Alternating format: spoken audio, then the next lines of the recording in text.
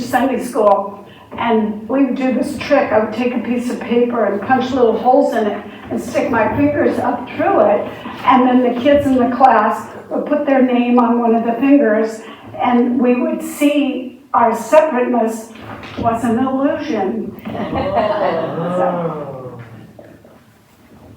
So if the 5-year-olds can get it.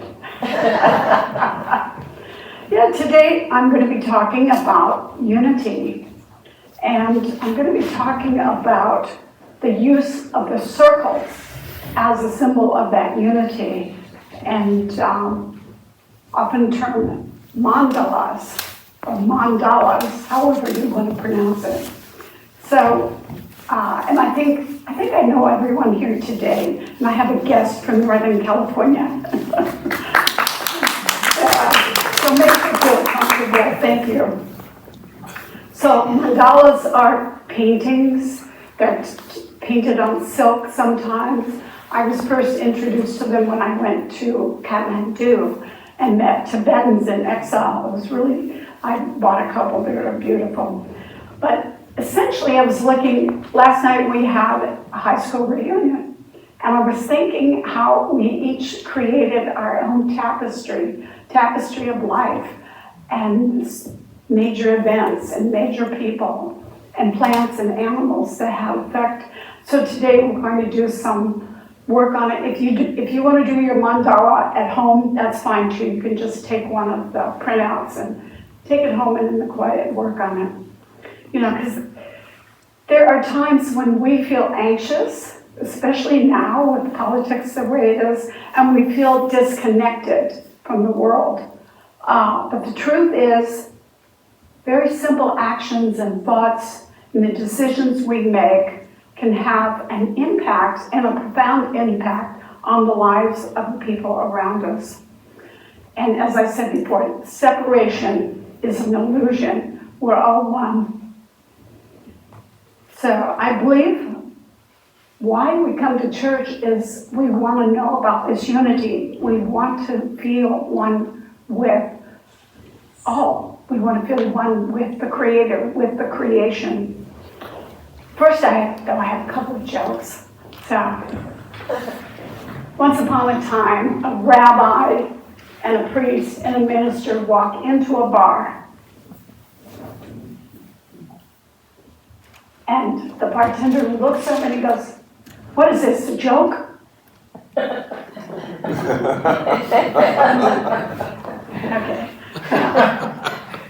We'll try one more. For the first time, a little boy in church was watching as the ushers passed around the offering plates.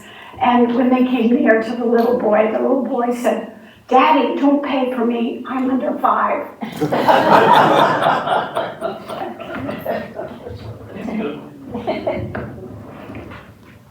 Just a quote from Buddhism. You know, Buddhism teaches that nothing ever exists alone. Everything is in relationship to everything else. And they say this, when every breath, every sound, every food, every step, we are immersed, embedded, and inextricably linked. And I'll go on to explain kind of that. In religious science, you may be aware we have a Declaration of Principles, and some churches read the Declaration initially when you go into church. But we believe in the unity of all life, and that the highest God and the innermost God is one God. We believe that God is personal to all who feel the indwelling presence. The life of all is God. Ernest Holmes also said, our bodies are one with the whole body of the universe. Seeds and plants and cabbages and kings are made of the same substance. Minerals, solids, liquids are made from the primordial substance, which is forever flowing into form, which is what science has proven in quantum physics. But he says this form is forever flowing out again into the void. And in quantum physics, we call it the waves of potentiality. And he goes on to say, he says, I've seen a drunkard lying in the gutter, the saint kneeling in ecstasy before the altar of his faith, but I've found no differences. I have perceived that each, in his own tongue, is seeking to express the one life. I'll not separate and divide. I can't condemn nor censure, for I know that there is but one in all. I know that all came from the one, all will return to the one. I know that all are now in the one, and each is seeking to express the one. And science is telling us we're all one, we're all created from stars, and I think I've mentioned this before, that we are carbon-based, and to get to carbon, basically a star has to implode and create such heat that it creates the other elements on the periodic table. Like iron in our blood, like carbon, like oxygen in our lungs, calcium in our bones. We're all stars. You have stars inside of you. And quantum physics has also said that they once thought they were separate, we were all separate, but they have found at a quantum level that everything in the universe is interconnected with every other thing and event. And they call it entanglement. I'm not going to go into entanglement. I like that word though. We are kind of entangled. I wanted to tell you a story. This is, and you may have heard this before, in the late 1800s, an important member of the British Parliament was hurrying through the rain and the fog in the Scottish hillside, and miles from his destination, his carriage was forced off the road and its wheels plunging axle deep in mud. And try as he might, the horse and the driver could not move the carriage. And so important was his upcoming meeting that he got out and tried, this Englishman, this aristocratic Englishman was out there in mud trying to fix it. So a young Scottish farm boy came by. He was driving a team of horses, and he stopped to help. And finally, the carriage was pulled free, and the young boy refused to take any money for his help or for his clothes, which had been torn in doing this. But the Englishman spoke to him, and he said, what do you want to be when you grow up? And he said, I want to be a doctor. And the gentleman was so impressed that he said, well, I want to help. And surely enough, he kept his word. Through his generosity, he made it possible for this young lad to go to the university. And more than 50 years later, Winston Churchill became dangerously ill with pneumonia when he was in Morocco, and his life was saved by penicillin. And guess who discovered penicillin? A Scottish boy, physician Sir Alexander Fleming. And who was that member of Parliament? That was Winston Churchill's father. We're all connected, It's kind of like Reverend Scott Aubrey, and I get his emails, like once a week he sends out an email. And he said, look at it this way, think of buying a piece of furniture, a wooden bench. The wood was some part of a tree, which was some part of a forest and an ecosystem. Someone was paid to cut down the tree. Someone cut the lumber. Someone transported it. Another person sold the lumber. Another person made it into a bench. And their incomes had a positive effect on the families. From the income, someone's family was helped, was supported. Maybe their children grew up, went to college and studied medicine or education. They became teachers. This wooden bench may have been used in someone's place of business or home, and the tree being cut down may have had a negative effect on the forest and the animals, and helps someone protested against the cutting of the tree. And this brought higher awareness of caring for the environment. and maybe new laws or actions resulted from that impact to the planet's ecology. We're all interconnected. Now, I think Robert said in the reading, he mentioned Ernest Holmes. Ernest Holmes said, again, all mystics have sensed that we live in one life, and he quoted from the Bible, for in him we live and move and have our being. And from John 17, verse 22, Jesus, the mystic, prayed that all might come to see the unity of life. Quote, that they may be one, even as we are one.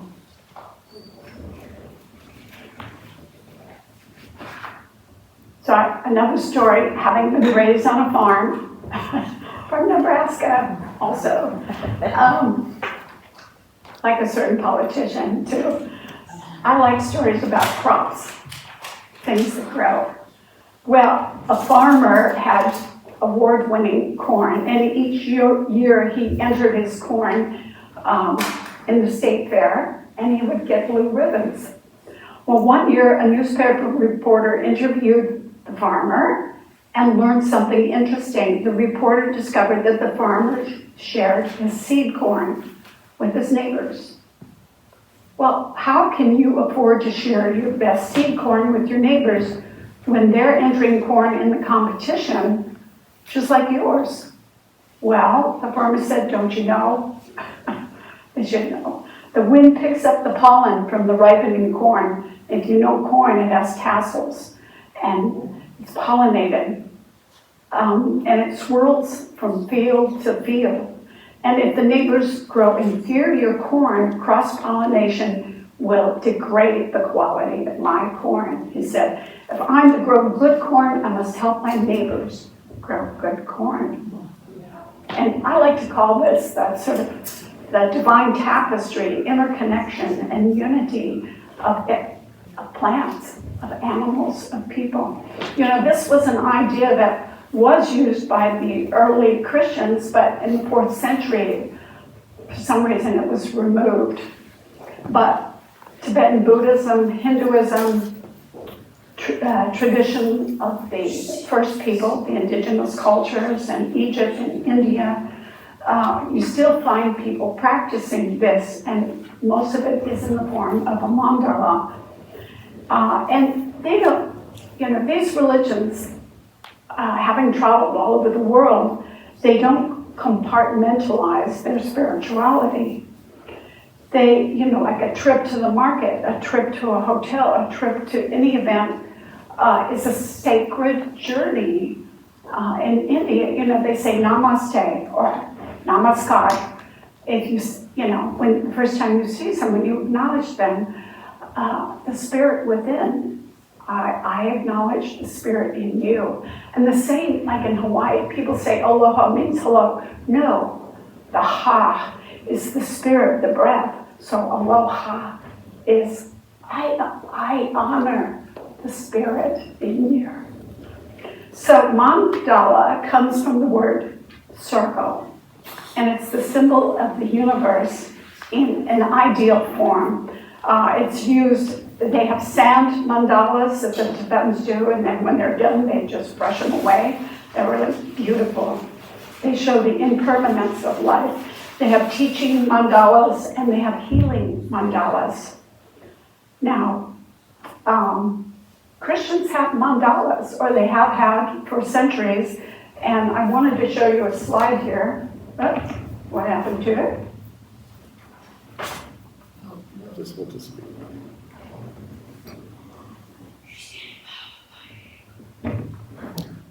Computer. Probably just went to sleep. What happened to our signal? Wake up the computer, Maureen. Computer's asleep. It's mirroring the computer's blank. Computer's asleep. Well, that's strange. You want to try to help me get it back awake? Wake up!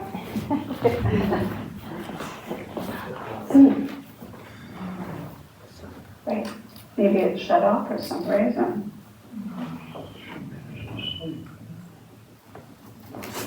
But I'll go on, we get the pictures, it's fine. About 2 hours south of Paris is a cathedral that originally was built during the Romanesque period, but then it started to burn down. They rebuilt it in the Gothic style with the flying buttresses, but it's very famous for what's called rose windows. Now, rose windows are circular, and they tell stories because in those days, most people didn't know how to read or write, and so they were visual, more visual than we might be. And these windows would depict stories of the Bible, of your relationship to the divine. And the one in Chartres is about, one is 50 feet across, the other one is 35 feet across, if I can get the picture to work. Hold it down. Well, we could turn it off. And turn it off? It's not going. Okay. Well, sorry about that. We have it going for a little while. Is it plugged in? Yeah. Well, we'll just, I'll bring them sometime. Anyway, I have pictures of Chartres. And also, Christians had what was called the Celtic cross. You may have seen that. That is mandala. And a halo. The halo is also used as a mandala. And it's interesting, labyrinths sometimes are circular. The one in the church in Chartres in France is a circular labyrinth. And the other one I wanted to show you, unfortunately, is what's called a tonga. And when I was in Nepal, I purchased it in Kathmandu. It is a circle with a story, but it has 3 circles within one circle. And it shows different representation of the Trinity, the body, the soul, the spirit. And it's interesting also the way the Tibetans look at time. It's all circular, it's not linear. Another talk. And then I have a mandala from Egypt that I got right outside of Cairo. And it shows all the Egyptians, and they are, the Egyptian people are kind of on the outer part of the mandala. And the center is a light, a very strong light, which represents the divine. And then there are lots of animals and lots of plants. And the same way with a mandala I have from the Navajo, we call it Navajo, they're really Diné. The Diné, the people, as they call themselves, have done a lot of sand paintings, and I have one that's circular and has all of the sacred plants in a circle. Beans and corn and tobacco and squash, which are sacred to the Navajos and the Hopi and the Zuni. I used to live in Gallup and with my brother, my older brother. So there are a lot of beautiful ones. Go to the trading post if you get there and pick yourself a mandala. And the last mandala I was going to show you is the teaching symbol, which most of you know is a circle that Ernest Holmes created, and they call it the descending and ascending V, which shows spirit in form. And it's used as a teaching symbol. We could have a class on it sometime. I think it'd be interesting. So, yeah, descent of spirit into form. So how do you create these mandalas? You have to be quiet. You have to sit down and just whatever comes to you. But I think it's important to acknowledge the people in your life, put them in your mandala, the animals in your life, and important. The Egyptians even have an aspect of work, how they worked, how they labored, how they created things in their mandalas. And you can put that in your mandala because the patterns you create represent you and your feelings, your dreams, your beliefs, and your search for meaning in life. I think it's a tool, also for calming and centering, and just a way to see we're all connected. God exists in everything. I don't know if you've heard of Jane Goodall. Jane Goodall is, well, she's in her 90s now, still going strong, but she's what they call a primatologist. She works with primates. She's an anthropologist. And she said ecosystems must be healthy to provide for our needs. And the example she explained was the gray wolf was wiped out 100 years ago throughout most of North America, especially Yellowstone. And I grew up near there, so I spent a lot of time going to Yellowstone. It was great. But when the wolves were removed, the elk overgrazed the park, and the ecosystem suffered. Mice and rabbits couldn't hide as the underbrush was gone, and their numbers plummeted. Bees had fewer flowers to pollinate. The grizzly bears did not have enough berries to eat. When they prepared for their hibernation, the wolves had to keep the elk away from the riverbank, and it became exposed and vulnerable. Without the wolves, the elk spent more time by the river, and the hooves of the large herds eroded the riverbanks and caused the rivers to get muddy. And fish stocks declined. Beavers couldn't build their dams. But once reintroduced, the wolves brought the elk population down from about 17,000 to a sustainable 4,000. And coyotes, eagles, and ravens started thriving, as did the grizzlies. Even the elk were better off as their population stabilized. So they're no longer starving to death in the winter. And for us, the drinking water became clear again and healthy, and the tourist industry grew again. So this is the tapestry at work. This shows everything you do has an effect. And some people call this butterfly effect. I don't know if you've heard that word, the butterfly effect. But it's a chaos theory. But basically it says that the effect rests on the notion that the world is deeply interconnected.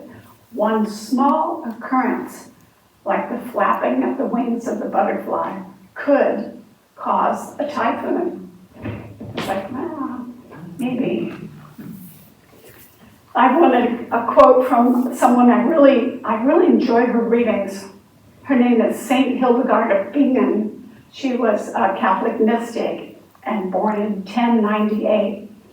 But I play some of her music. Her music has survived to this day. And also she discovered aspirin. Amazing woman. She was a great musician too. But she said, God has arranged all things in the world in consideration of everything else. And I think, what a gentle way of saying it.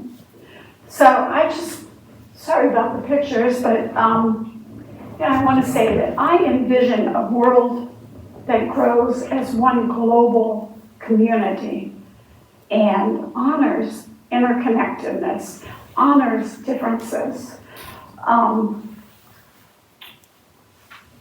You can get up in the morning and you can say, turn on the TV and get frazzled. Or you can just not turn on the TV and just say, okay, am I for peace today? Am I for anger? Am I for war? And start your day off with the practice of peace.